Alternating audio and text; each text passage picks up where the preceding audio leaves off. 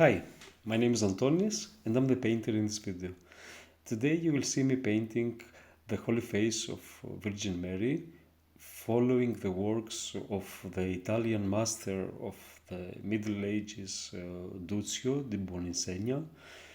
He was a painter of the 13th and early 14th century in Italy, and of course he was aware of the Byzantine uh, painting tradition. He was using egg tempera, and the way he was building the forms, the lights and the shadows directly reflect the techniques of the Byzantine masters of Constantinople of that period. Of course, he introduced some new elements of naturalism, and he was, let's say, he preceded Giotto and the early Renaissance period in Italy. His works are truly charming and beautiful, and really I wanted to explore a little bit his technique and share with you what I've learned and how I believe, according to the Byzantine tradition, of course, how I believe the technique of these masters was. I wanted this icon to have an element of antiquity, let's say. So I've gilded this with bowl and as you see, and here you can see the final result of the gilding and how it gives this old feeling that the icons of these masters give us today. It's a beautiful technique. You can find more on my Patreon page on how, and a more extensive and detailed video how I've painted this. But here I will try to explain as best how these masters of the early Renaissance and of the Byzantine tradition used to paint the face. So as you see, I have prepared my panel with a rabbit skin glue, and since I'm to paint with egg tempera, and after transferring my drawing, I will do some first gilding.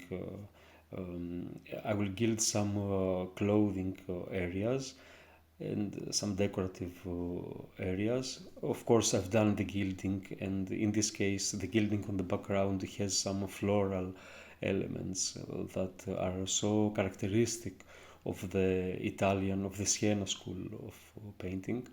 And using bowl to gild the icon is crucial for doing these ornaments on the background.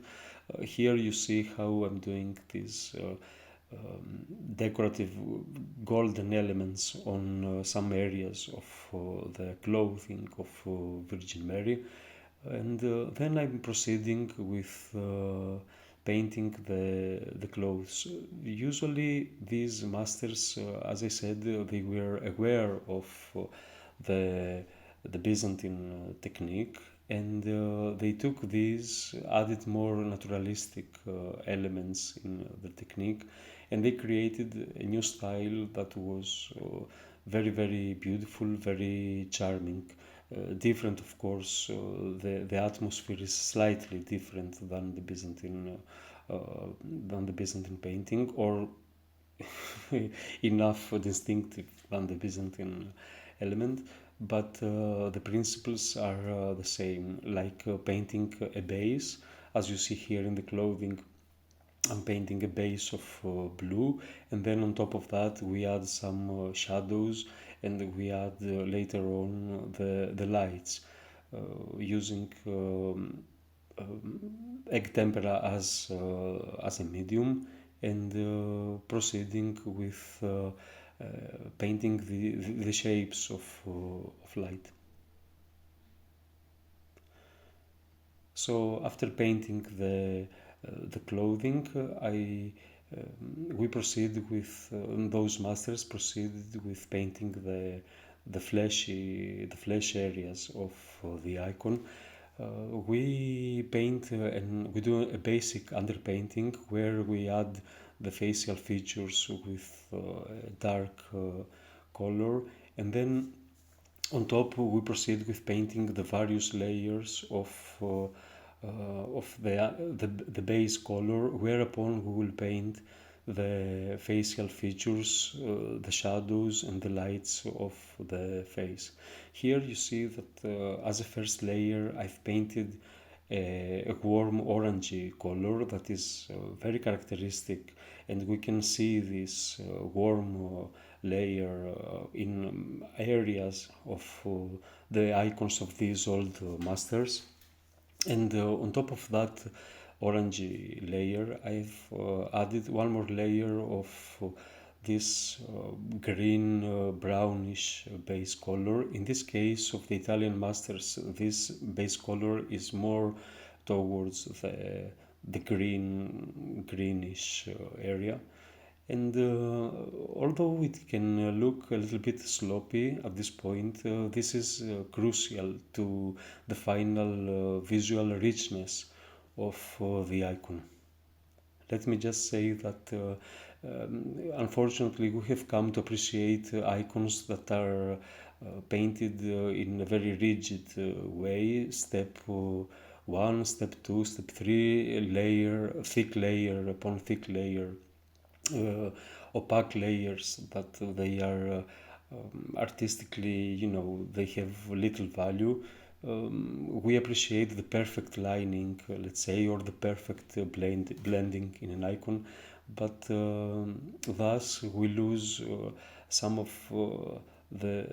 life of the final icon, some visual richness and beauty of the final icon.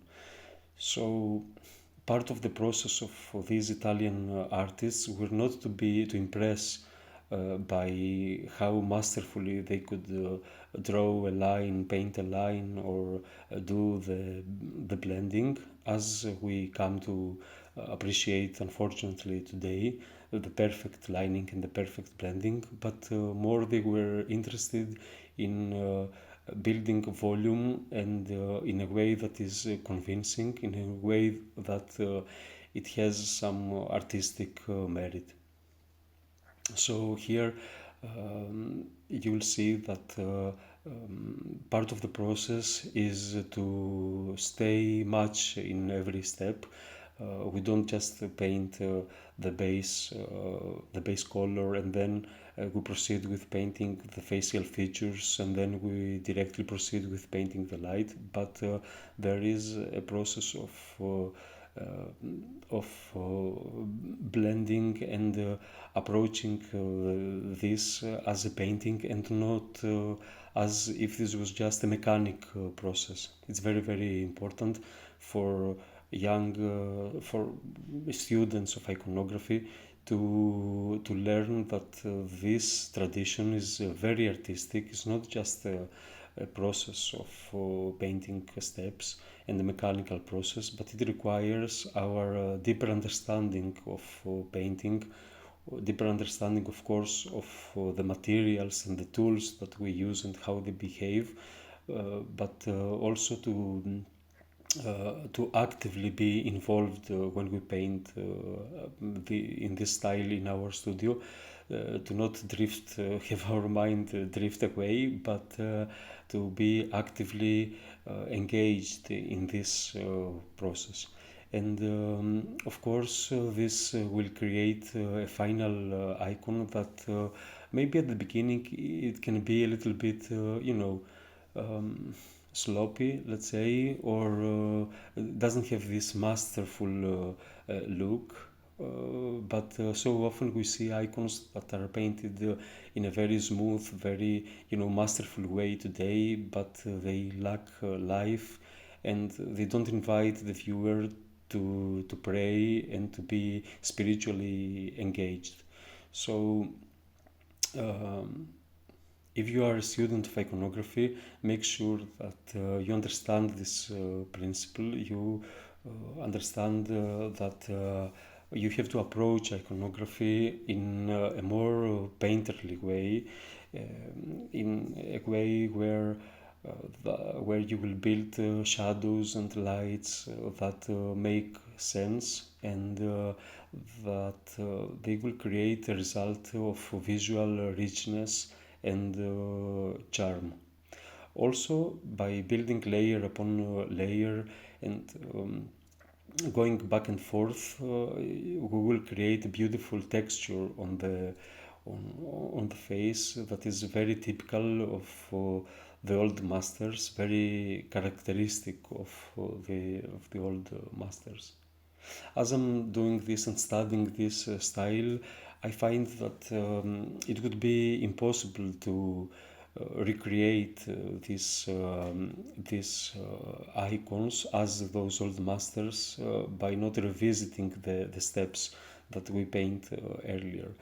Of course, as I say, we have a general guide rule here. We start from painting a base color that can accept shadows and lights. As we add layers, we revisit, these masters revisited the previous steps. They would redefine some shapes, they would blend some areas of from the previous steps. They felt free to recreate the colors on their palette and go some steps back and correct things. This, as I say, create this visual beauty, charm of the icon that is so characteristic of the great icons of the Byzantine era and the early Renaissance period. So here in this Duccio study, you see that I have reached to a point where you can see the transparency of the first layers. You can see some aspects, some transparency of the gesso. Even though I am already here on painting the highlights, it's a little, it can be confusing and it can be, it's an advanced technique, but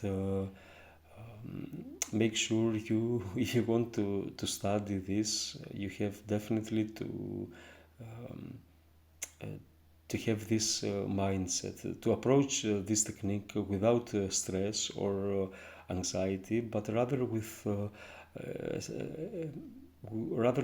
curiosity, and see what would happen if you don't just follow the rules of step one, step two, base color, proplasmos, then we paint the grapsimata, then we paint the lights, the highlights, etc. But more in the sense of going back and forth and correcting things and keeping things painterly. It's so visually pleasing to see the brush strokes um, uh, building up and to, rather than having a face that is completely smooth and completely, perfectly. Unfortunately, today, as I said, both iconographers and the commissioners uh, appreciate icons that are flashy, that are, striking, but very often these icons lack spirituality, lack their purpose to be a tool for the viewer to pray and to connect with the person that is depicted. So here I'm painting the highlights on the eyes, and as I'm painting this, of course, I need to observe closely my reference photo and to really try to understand how Duccio has what kind of colors Duccio has prepared on his palette, and how he has built the volume on the face. I have to observe the contrast between the most shadowy areas on the face and the, the less shadowy areas of the face. And of course, I have to really try and give to give an appropriate expression on Virgin Mary, an expression of calmness and thoughtfulness, some melancholy maybe.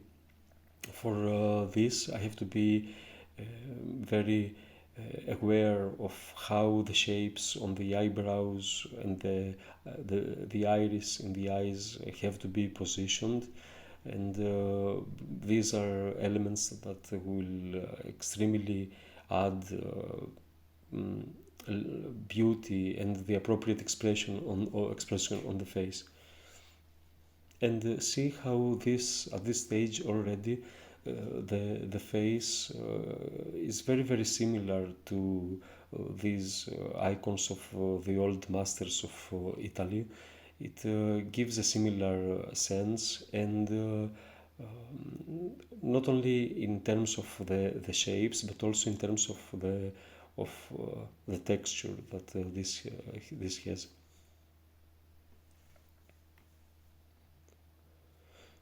So I want to thank you all so much for being here. Hopefully this video, even if it is short, will inspire you to be in the studio and paint more, explore egg tempera a little bit, as it is an amazing medium to paint. It's probably the most satisfying medium to paint, especially if the gesso where we paint upon is well prepared.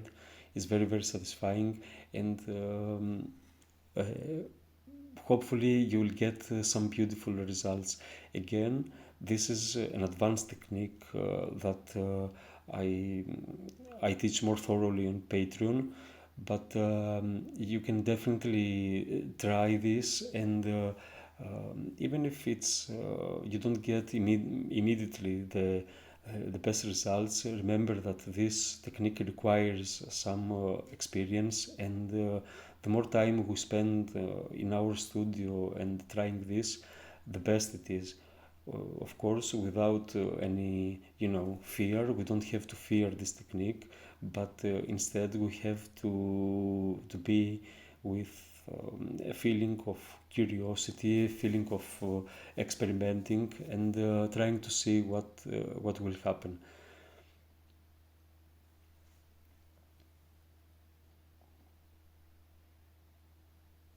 Here I'm painting. You'll see one stage where I paint the rosy um, layer on baby Christ's face.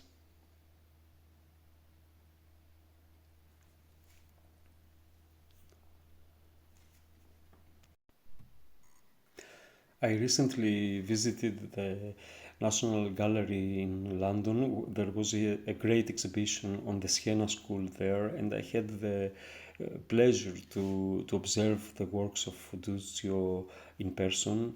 And although I wasn't there in his studio when he painted this, I really can't imagine another way that he must have painted these icons. This painterly aspect where you have to constrain yourself but also keep things fresh and free somehow. It's very much a part, an aspect of experience, as I said, but we definitely need to free ourselves from all these rules that contemporary iconography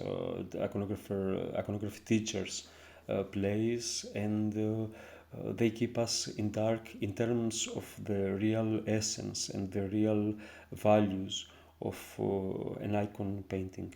As I said, it's not just step one, step two, step three, but it's so much more than that that we all need to explore. So let me just thank you so much for your presence here. Hopefully this video will inspire you to search more and deeply iconography, to search its values, and to really understand the beauty of an icon and what really makes an icon of value. Of course, we have icons that are, sloppy painted, and they fulfill their purpose. They don't have to be mastery. Anyway, this is a topic for another video. Again, thank you so much. If you are interested, check my Patreon page. Be healthy and creative, and I will see you soon in another video. Bye.